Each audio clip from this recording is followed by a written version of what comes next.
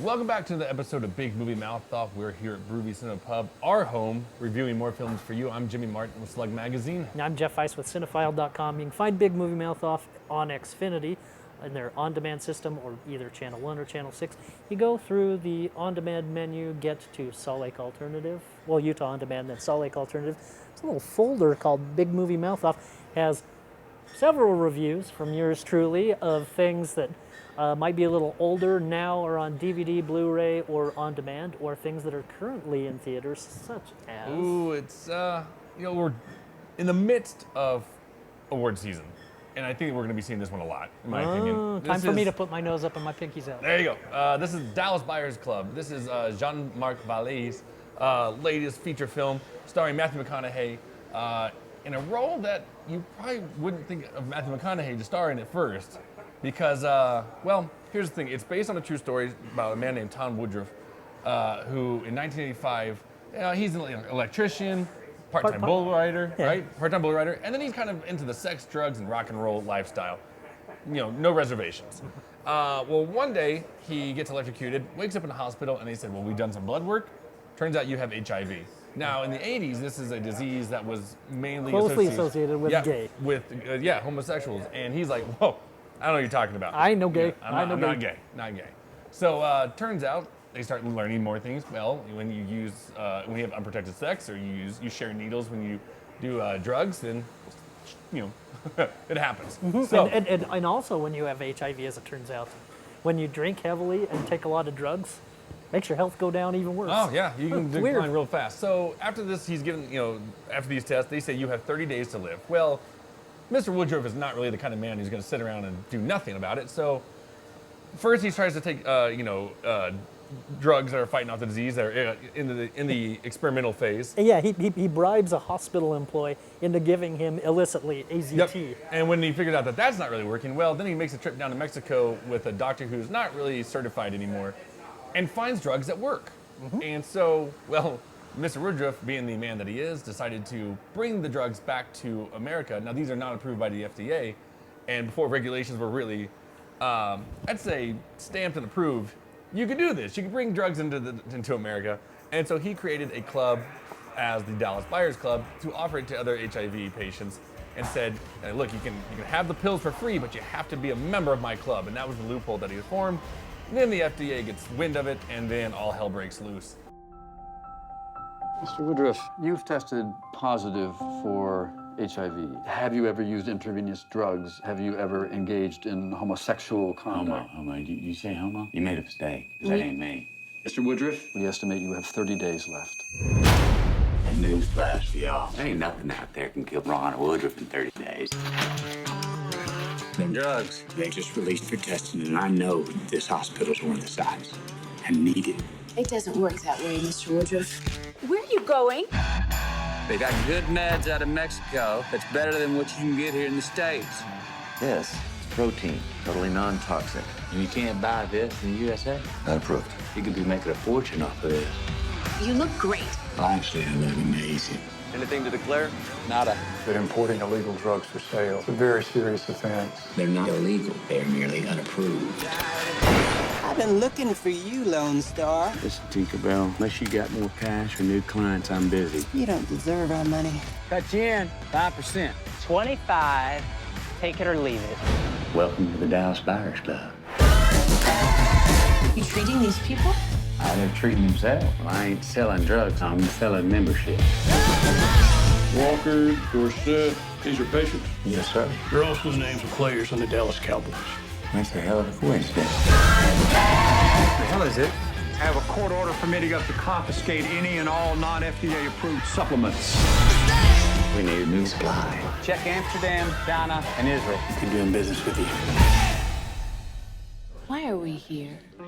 Nice restaurant, beautiful woman. That's where I feel like a human again. Mr. Woodruff, what is going on? People are dying. You're nothing more than a common drug dealer. TJ, this is Rayon. Freaking homo. He also has a somewhat reluctant business partner. Played by Jared Leto. Yes, in drag. In drag as a In drag, transsexual. an unrecognizable Jared Leto. He Well, and you say unrecognizable. That's kind of the entire cast of this film. I mean, you know, we're talking about Matthew McConaughey, and I said in a role that you didn't really expect him in. By the way, if you're familiar with NASCAR, look up a photo of Richard Petty, the old NASCAR driver, and then look at Matthew McConaughey as Ron Woodruff. It's frightening how much they look alike. You know, the joke's always with Matthew McConaughey is that every role he's got to have his shirt off. Well, this is not the exception either, but it's not really the shirt off scene you really want because the actor lost 50 pounds to play in this role. And when I say he lost 50 pounds, the actor doesn't have really 50 pounds to lose. No. So you're looking at a skin and bones, you know, this is what HIV does to the human body. And so does Jared Leto. I mean, these people who, you know, you see them running on the beach with their shirt off, and all of a sudden they look like they're on the verge of death. And they took it to the extreme in the physical aspect of the role.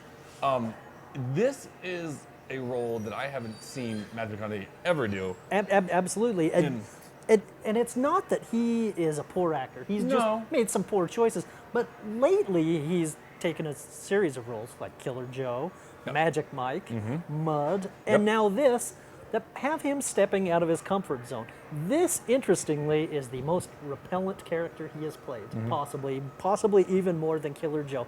Here is an unapologetic, homophobic, racist, sex, drugs, rock and roll guy who, even when the film does redeem him to a point, he's still a scumbag. He's still kind of a jerk. He's a scumbag. Yeah, and in another, but he's a lovable, sort of lovable scumbag. Oh, for sure. He's the jerk you like to love.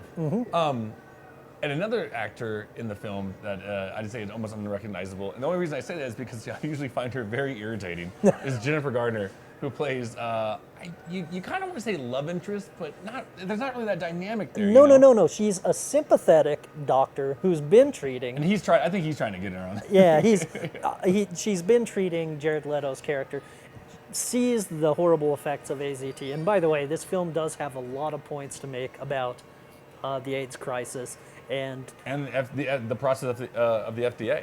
Absolutely, and the effects that the drug trials actually had on these poor victims and patients. Her character seems like it's the easiest one to play in here because she's sympathetic and sweet. Sure. But there are things she does with body language in the film that this is a subtler, slyer performance. People don't not give her credit for this role because she is quite good in this. Is she as good as Matthew McConaughey?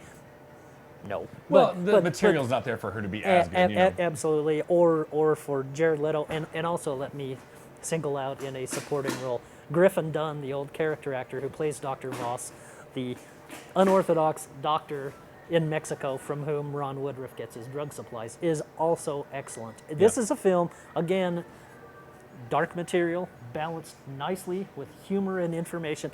And this is one of those films that could have gone wrong in so many ways. I think if it wasn't for the cast itself and the writing, it really could have fallen into the Lifetime special movie on Saturday night. Absolutely, and beat you over the head. And by the way, they fill in the information about the AIDS drugs and the trials in very smart ways in which doctors discuss it with their patients. So it seems like a natural extension. Or group meetings where this information is discussed. It's done in a way that's not exposition without narration. Absolutely. So kudos to the screenwriters for that. I honestly believe you're going to see Matthew McConaughey up for Best Actor. I think you'll most likely see Jared Leto up for Best Supporting Actor. Absolutely, and I think you'll get a Best Screenwriting. Yeah, I can see that. Out of this film too. Garner may be more of a out of left field Best Supporting Actress, but if it happened, I wouldn't be surprised. No. But the males in this film really are where it strikes hard, and I absolutely loved it. I gave it 3.5 stars. Yeah, I'm right there with you. 3.5 stars for Dallas Buyers Club. As Matthew McConaughey would say, but doesn't say in this film refreshingly, it's all right. All right, well, that's going to do it for this episode of Big Movie Mouth Off. We'll be here reviewing more films for you here at Brewery Synod Pub, and we'll catch you next time.